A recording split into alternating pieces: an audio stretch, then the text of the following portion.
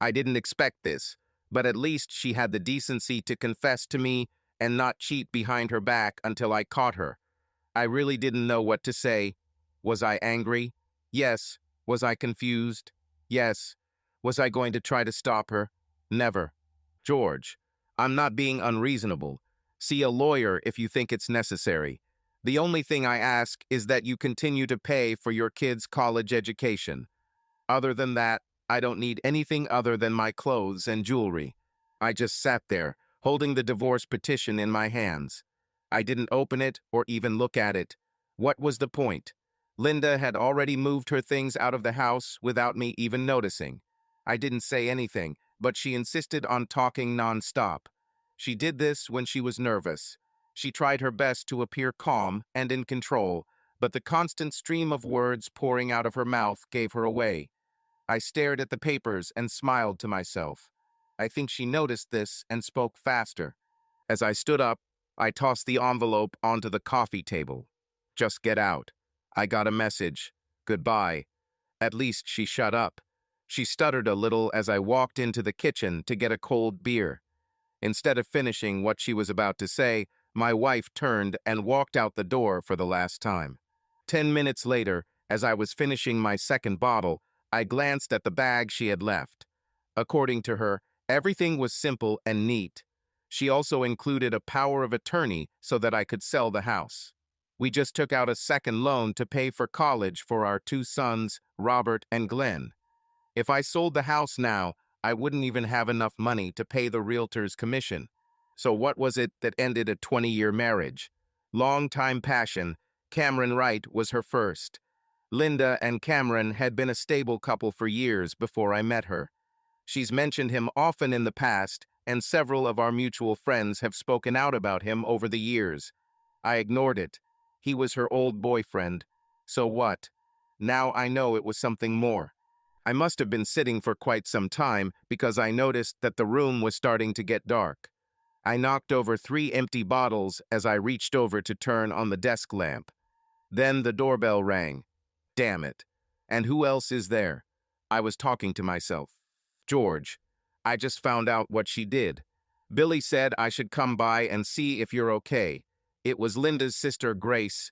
I've always liked Grace. In fact, I liked her better than Linda. I must have drunk too much and wasn't thinking straight. Billy was my best friend. I should get my ass kicked for even thinking that way about his wife. I shook my head as if there was water in my ears in a futile attempt to get my logical senses in order. Grace took my hand and led me to the kitchen. I was a little reluctant because she seemed to treat me like I was disabled. I didn't need any damn help. The fluorescent lighting made my eyes hurt, but I just squinted. How much beer did I drink? I drank about half the coffee before I realized Grace wasn't saying anything. Are you feeling better now, George? Can we talk now? Give me a minute. I need to take a leak. By the time I returned, she had already filled the cup. So, Grace, tell me about my loving wife and Cameron Wright. When did all this happen? Your stupid son-in-law only found out about this afternoon. Don't be too hard on yourself, George. I always thought she was still into that asshole, even after you guys got married. It would have been great if you had said something 20 years ago. Be realistic. There was no way I was going to poke my nose into this. I just hoped that over the years she would forget about him. You two seemed to get along so well. Grace, it was never as good as it seemed. I now realize that most of the time our relationship was more platonic than romantic. I tried and tried all these years, but I could never really warm her up. Flowers, sweets, and decorations never helped. We got along, and that's it.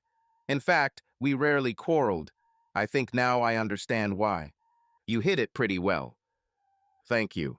Can I grab some oatmeal cookies from the box behind you? My stomach is crying out for something.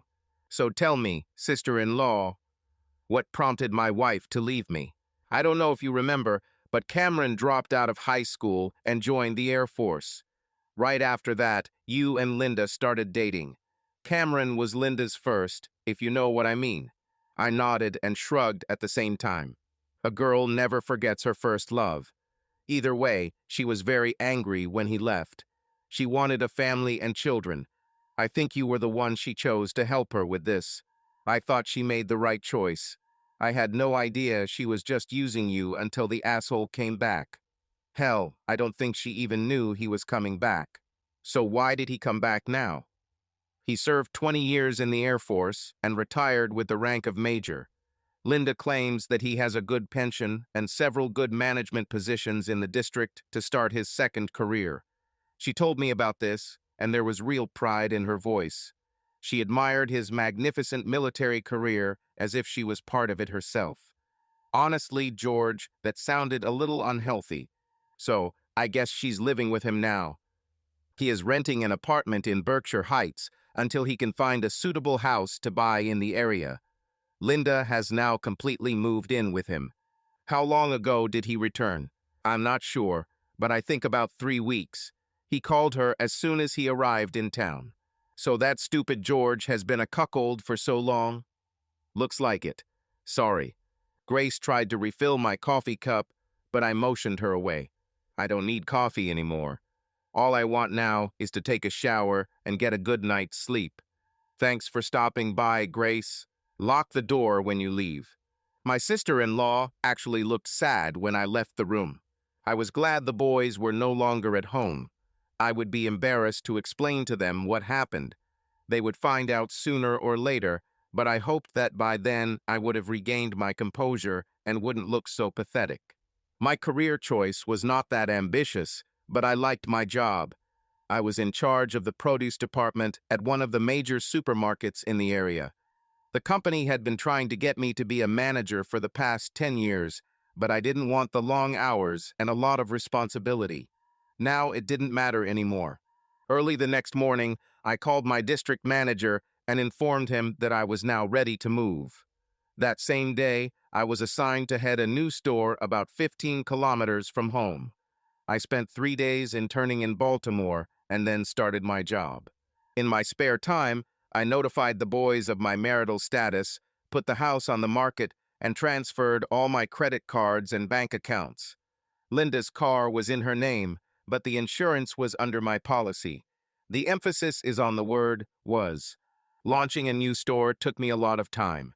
I didn't mind because it took my mind off my personal problems. Everything in the company was pretty orderly, so most of the difficulties I encountered were easily resolved. The corporation invited several professional employees who were opening stores to stay with us for the first 2 weeks. This was a great help. They provided training to most of the store's new employees. Half of the employees were experienced and transferred from other stores in the area. I was happy with the job and my ability to do it. In the blink of an eye, everything settled down. Everything was under control and went smoothly, so I had time to attend to my personal affairs. Since I planned to rent a small apartment near the store, I started getting rid of everything in the house that I would no longer need. Most of it I just gave away. There were several agencies in the area that were willing to take almost anything I was willing to part with.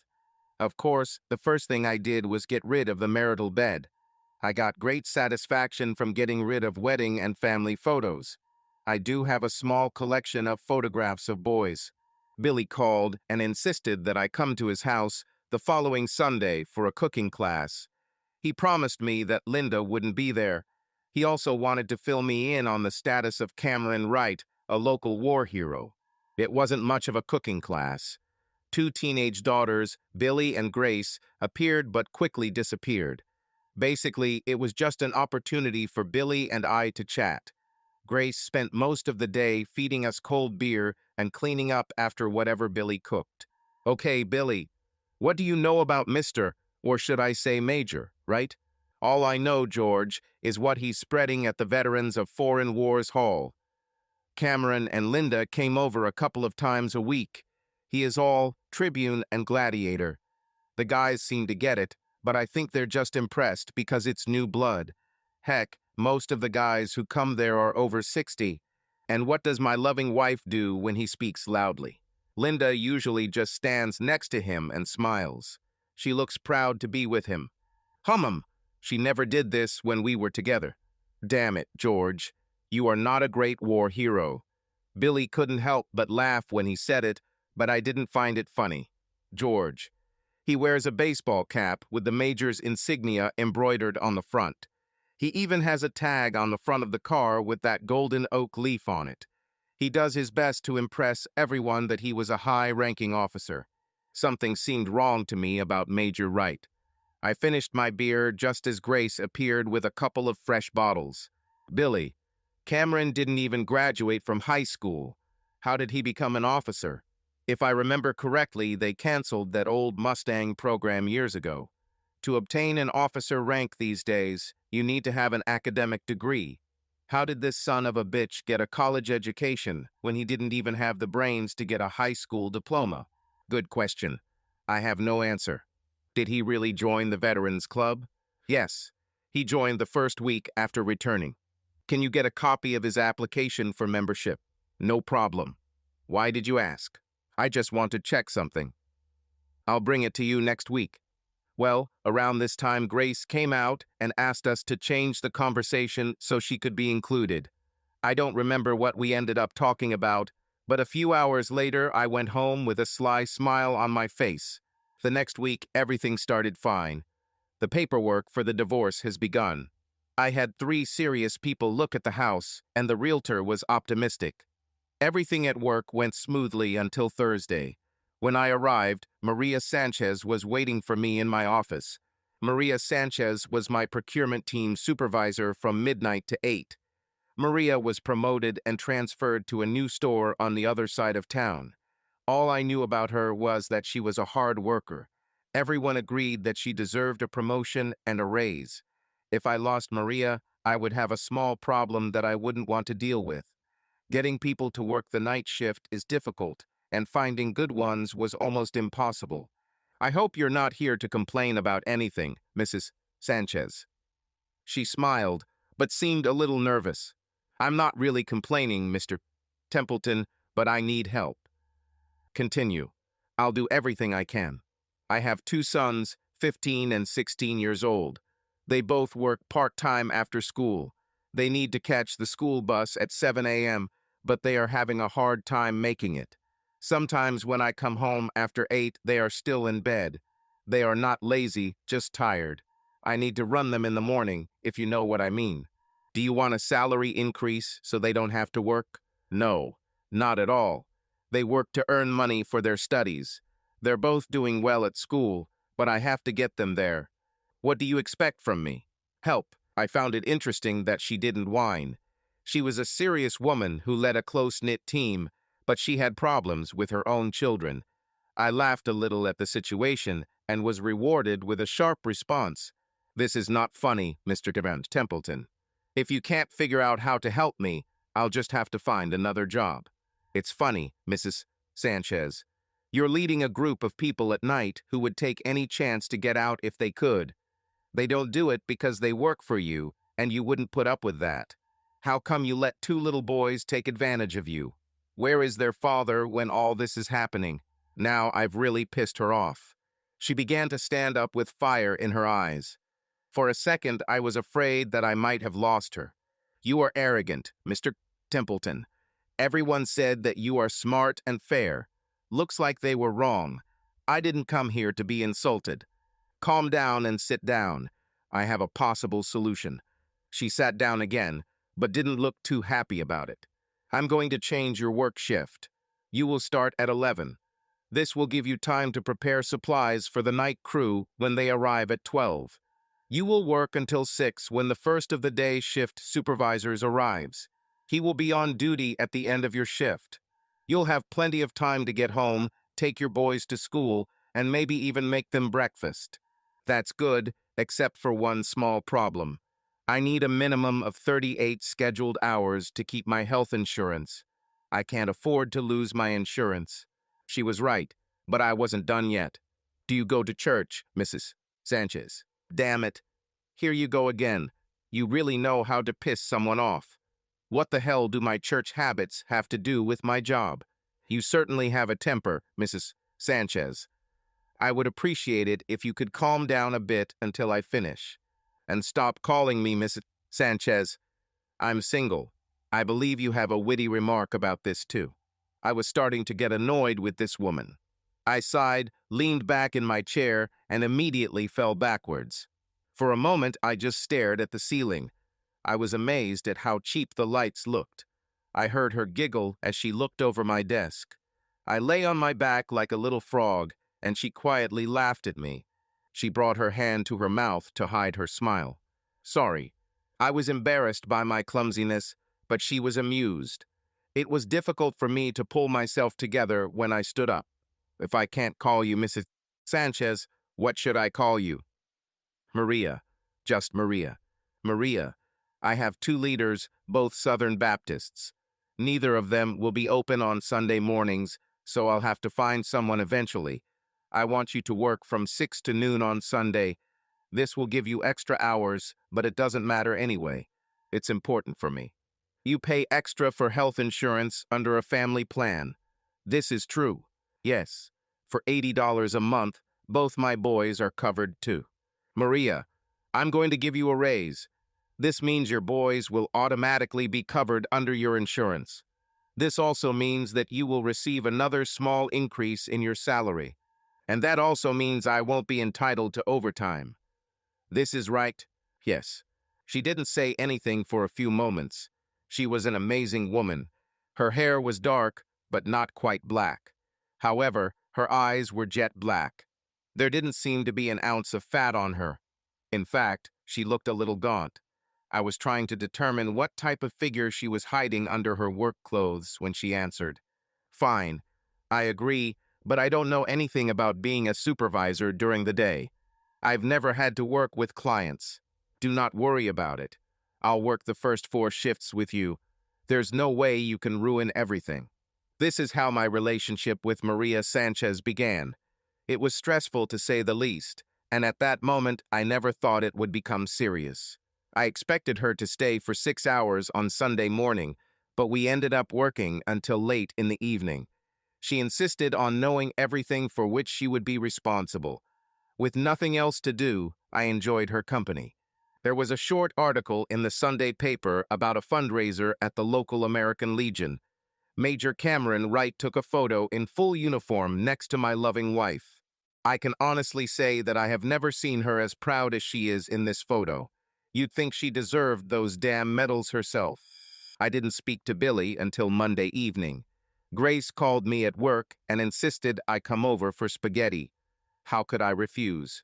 Billy had a copy of Cameron's application to join the Veterans Club, as well as a copy of his discharge papers. I told him about the photo in the Sunday paper, and he promised to also get me forms from the American Legion post office. Grace overheard at the beauty salon that Cameron had applied for membership at the Liberty Keys Country Club. Linda and I tried to join once, but we were turned down. I didn't care, but Linda was crushed. Grace said it appeared Cameron's announcement had been largely approved in advance. It was a leisurely week. I had already found a small apartment and usually went there straight after work and drank at least 3 bottles of beer, sometimes more. Cable TV was included in the rental price, so I wasn't completely bored. Next week, I will have an internet connection via DSL. The week ended on a high note when I found on my desk an invitation to dinner with Maria and her 2 sons. I already had her address and phone number, but she gave it to me anyway. I felt awkward, and this could very easily be interpreted as a violation of the company's relationship policy. Just in case, I called my boss in Baltimore and explained this to him. Having his blessing made me feel much better about the whole situation. I bought a bottle of wine to take with me, but had no idea what to bring for the boys. I was a little nervous about meeting Maria's sons, but after they learned that I have 2 sons who are already in college, the evening became much more pleasant. Poor Maria found herself left out of most conversations. I tried several times to engage her, but in the end she made a face at me, as if to tell me not to worry about it. She seemed pleased that I got along with Armand and Martin. The evening ended too quickly, and we never had time to open the wine. I spent about 2 hours with Maria that Sunday as she started her first real shift as a supervisor. I got the feeling that she couldn't wait to see me leave so she could fly on her own. This was a good sign for me. She promised to call me if she had any problems. She also asked me to come over for dinner that evening. Armand and Martin mysteriously disappeared after dinner, leaving Maria and I alone. I helped her wash up after dinner, and we were finally able to open that bottle of wine. The conversation was awkward at first. With the exception of dinner on Friday, everything between Maria and I was strictly professional. She looked a little dejected when I explained to her that our relationship might cause problems, but quickly mentioned that she was sure it was a small thing that would not be difficult for me to resolve. Although I did not bring up the topic, Maria must have felt the need to explain her marital status. She lived with the boy's father in Tucson, and one day he simply disappeared. She lived there for 3 years, but he never returned. Her brother worked as a bricklayer in the Philadelphia area and convinced her to move in with him and his family. She eventually got her own place and has been working to improve the boys' lives ever since. She has never been married. As soon as I finished my story of marital grief, the bottle of wine was empty. Even though the topics of conversation were disgusting, I still enjoyed my time with Maria. We spread out the evening over several hours, so drinking wine wasn't an issue when it was time for me to go home. For a few days, everything was pretty normal, both at work and in my personal life. One evening, Billy came to me with information from the American Legion Post. We drank a couple of beers and tried to figure out what to do now that we had all the backstory. A few bottles of beer were too much, and Grace ended up coming to pick up her drunken husband.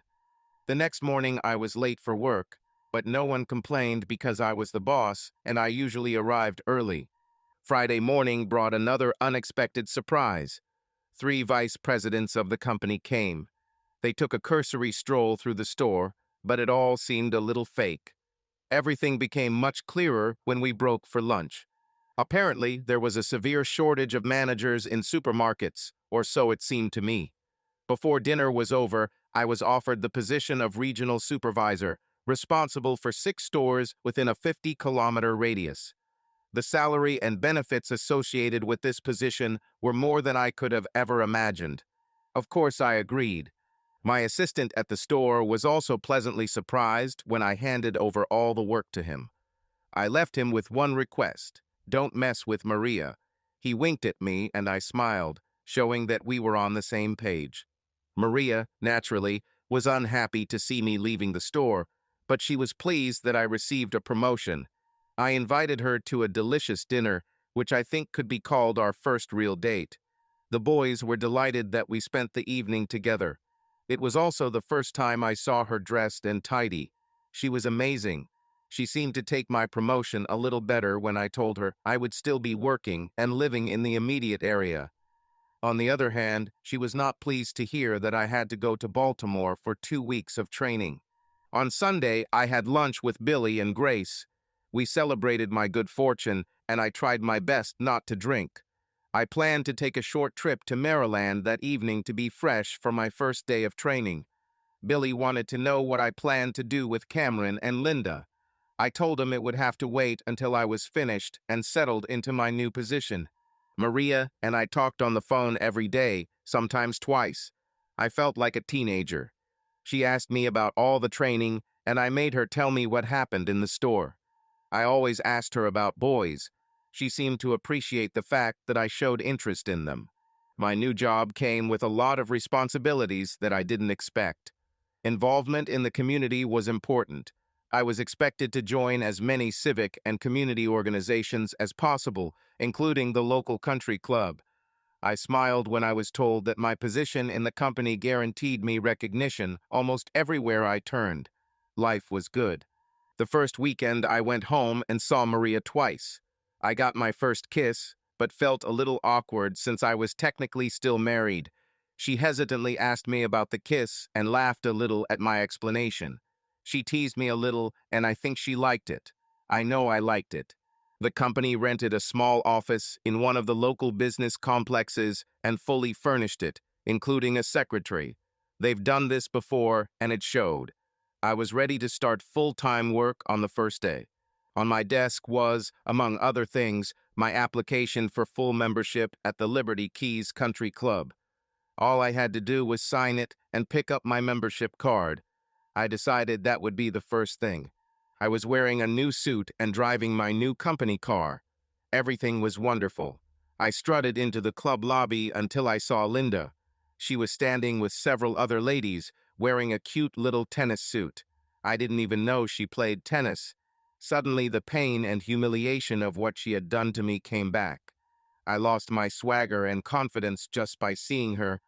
Unnoticed, I tried to walk past the group. Everything was working fine until I heard one of the ladies ask, "Isn't that your husband who just came in?" I didn't turn around. There was a quiet murmur as I handed the clerk my form. He disappeared into the back room while I stood there waiting for something unpleasant to happen. I knew this would happen. It would have been nice to have a witty barb ready, but my mind was blank. "George, what are you doing here? This is for members only, you know. You're not going to try to join again, are you?" I really wanted to embarrass her in front of her new friends, but I couldn't bring myself to do it. "Hello, Linda. You look good. Nice outfit." "He's new. I didn't know you played tennis." I was babbling something. I wanted to be smart and witty, but it just wasn't there. The string of stupid statements was a good indicator of how nervous I was. That in itself was awkward. "I'm taking lessons, George. I always wanted to play tennis, but we could never afford it." All I could do was smile. "You really shouldn't be here, George. I am very uncomfortable. It's members only, you know." I was still smiling when the clerk returned to the counter. "Here you go, Mr. Templeton. Your membership card, locker key, and a copy of the club rules. Welcome to the Liberty Keys Country Club, sir." I silently nodded to him as a sign of thank you and turned to leave. Linda stood there with a confused expression on her face. I grinned and said nothing more as I walked back through the club lobby. As I walked out the door, I wanted to turn around to see what she was doing, but I fought the urge.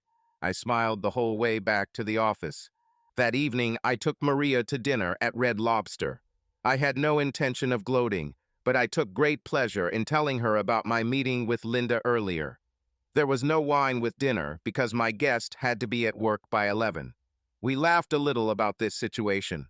Maria promised to join me at the club for a late lunch on Sunday after her shift ended. I found myself hoping that we would run into Cameron and Linda. The rest of the week until Friday went smoothly. Helen, my new secretary, who by now knew about my marital problems, smiled when I entered the office. There was a local newspaper on my desk, and on the front page was a photo of Cameron Wright in handcuffs being put into a plain black car. Cameron didn't realize that American Legion leaders screened their candidates to make sure no undeserving veterans snuck in. He did retire from the Air Force, but as a technical sergeant rather than a major. The fact that he wore medals that were never given to him must have caused him even more grief. They called it stolen valor, and they didn't take it lightly. I had a strange feeling that Cameron Wright would quickly lose face in his hometown. Helen brought me a cup of coffee and told me it was okay to smile. This made her smile. About an hour later, the realtor called me and told me that the house had been sold. Closing was scheduled in 2 weeks. Just when I thought things couldn't get any better, my final divorce papers arrived in the mail. Good old Cameron pulled some strings with some of his new friends and got the paperwork done quicker than usual. I didn't think they were friends anymore. The day and week were coming to an end. Billy came to see my new office, but what he really wanted to tell me was that Linda had moved in with him and Grace. He wasn't home yet, so the only information he had was what he got on the phone when Grace called him. He wasn't thrilled with his new guest, but he was delighted with what had happened. Billy offered me no resistance when I took him to the local corner bar to celebrate while I treated him. I called Maria at home before she left for work and told her the good news. I think she was as elated as I was. Billy came and got me out of bed on Saturday. He knew how to control himself better than I did. We stopped at the cafe for a buffet breakfast and some much-needed coffee. While we were eating, I learned the latest news about the situation with my ex-wife. Her car was returned to the store. It looks like Cameron was more than willing to pay for Linda, but the checks weren't worth anything. She didn't even know about it until they came and picked her up. Apparently, he took care of everything else in the same way. I don't know how long he expected to get away with it, but he must have beaten a lot of people at snooker before he got caught. Grace told Linda that she could stay a week, and 1 week only. Linda had no idea where she was going to go or what she was going to do. What little money she had when she left me seems to have disappeared too. Maria was fast asleep in bed by this time, but Armand and Martin were ready and willing to try their hand at the Liberty Keys golf course. Maria was up when we got home and gave us a good lecture about how it's not good to have fun without her. We ordered pizza and got a pay-per-view movie. Yes, life was good. On Sunday morning, Maria and I had a nice brunch at a local club. I was hoping to show it off to Linda and Cameron, but they never showed up.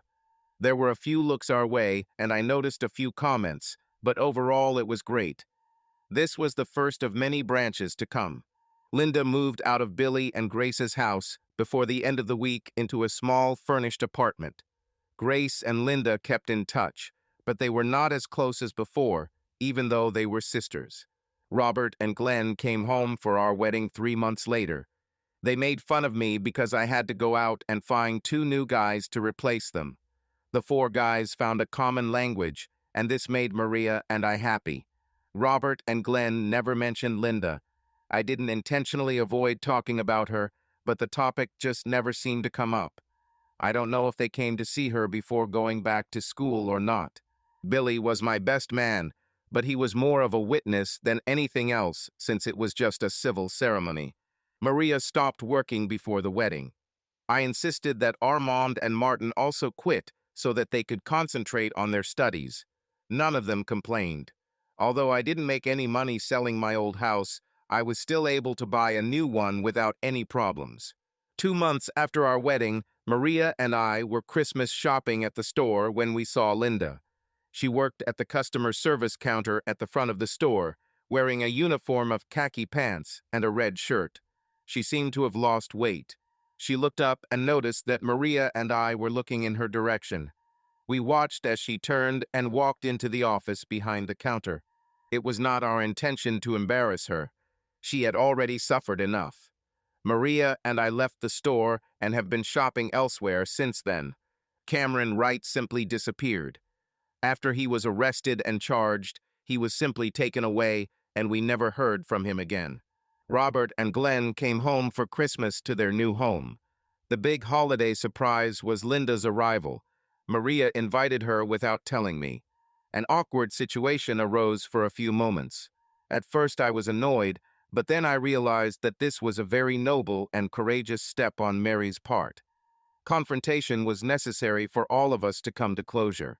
I never forgave Linda for what she did, but just knowing that she was aware of what she had lost made the situation better. Subscribe to our channel so that your second chaff doesn't cheat on you, and go ahead and listen to the next story, because this story is nothing compared to the next one. If you're under 18, don't even think about listening to the next one.